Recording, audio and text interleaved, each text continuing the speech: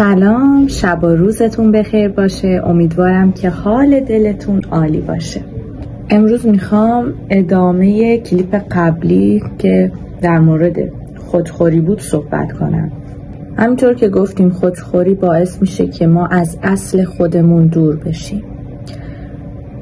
وقتی که ما یه حرفی رو باید بزنیم ولی نمیزنیم اون حرف رو و توی تنهایی خودمون، تو خلوت خودمون هی میایم با خودمون تکرارش میکنیم، این میشه یه نوع خودخوری. شما از دست یک نفر ناراحت هستید. حالا اون فرد میتونه خواهرتون باشه، برادرتون باشه، مادرتون باشه، پدرتون باشه. یه حرفی زدن یا پیش یه شخص دیگه حرفی از شما زدن و به گوش شما رسیده و شما ناراحتید که چرا اون فرد در مورد من همچین فکری کرده یا چرا همچین حرفی زده.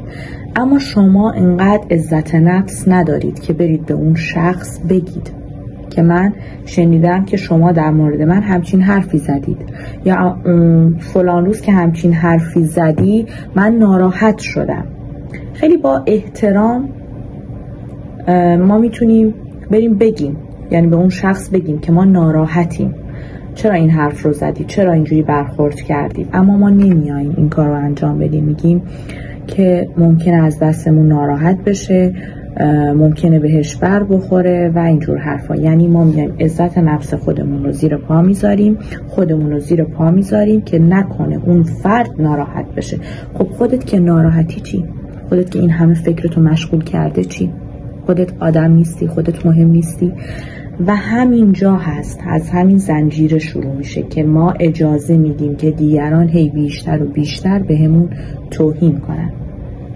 ما اگه خودمون رو دوست داشته باشیم خیلی محترمانه میریم به اون شخص میگیم که چرا همچین حرفی رو زدی، من از دستتون ناراحت شدم، یا شما اشتباه برداشت کردی، من همچین منظوری نداشتم که شما اینجوری برداشت کردید و اینجور صحبت ها.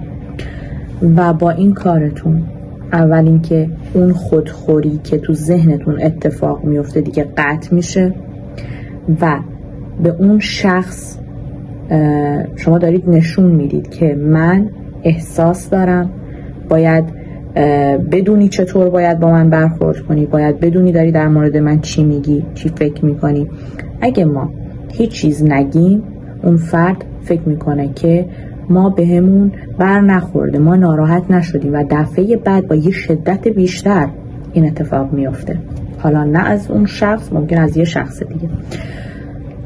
جهان داره با ما هر لحظه صحبت میکنه، احساس ما هر لحظه داره با ما صحبت میکنه. اگه حرفی شخصی به شما زد و شما ناراحت شدید و شما ناراحت شدید، اینجا یک احساس رخ داده، اینجا یک احساس درون شما داره با شما حرف میزنه. شما ناراحت شدید، یعنی این یعنی چی؟ این یعنی چی؟ این که شما هی میشینید خودخوری میکنید یعنی چی؟ یعنی چی واقعا؟ یعنی این که عزت نفس شما زیر سوال رفته. شما باید بتونید عزت نفستون رو بالا نگه دارید که بقیه باهاتون خوب برخورد کنن. چه مواقعی؟ همین مواقع که وقتی به شما حرفی میزنن شما ناراحت هستید، برید حرفتون رو بزنید. اصلا خیلی از رابطه ها به همین دلیل خراب میشه. رابطه دوستی میتونه باشه، رابطه فامیل میتونه باشه، رابطه اقوام میتونه باشه، رابطه هرچی. یه زن و شوهر بگیر تا حالا یه دوتا دوست، فرقی نمیکنه. خیلی از رابطه ها این که ما نمیتونیم حرفمون رو بزنیم، میگیم نه ممکنه اون ناراحت بشه، نه خودش باید بفهمه، نه مگه نمیدونست من با این حرف ناراحت میشم، فلان و اینجور چیزا. نه، هیچ کس نمیدونه. شما باید به اون طرف مقابلتون بفهمونید که چطور باید با شما برخورد کنه. نه با تندی و بی احترامی، نه، من صحبتم این نیست.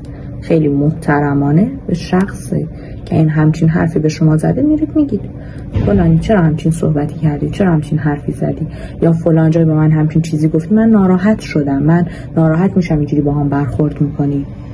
خیلی قشنگ محترمانه میره بهش میگی و اونم حساب کتاب دستش میاد که چطور باید با شما رفتار کنه. اگه شما براش مهم باشید. اگه هم که شما براش مهم نیست، خب چرا همچین آدمی رو بخواید نگه دارید؟ اصلا اون بهتر که بره و نباشه. پس خودتون رو دوست داشته باشید، به خودتون احترام بذارید. هیچ کس مهمتر از خود ما نیست. آدمایی رو اطرافتون قرار بدید که شما رو دوست دارن، بهتون احترام میذارن. اگه هم جایی دیدید که اون شخص شما رو دوست نداره و برای ارزش‌های شما احترام قائل نیست، به سرعت حذفش کنید، چون فقط اینطوری عزت نفس خودتون میره زیر سوال.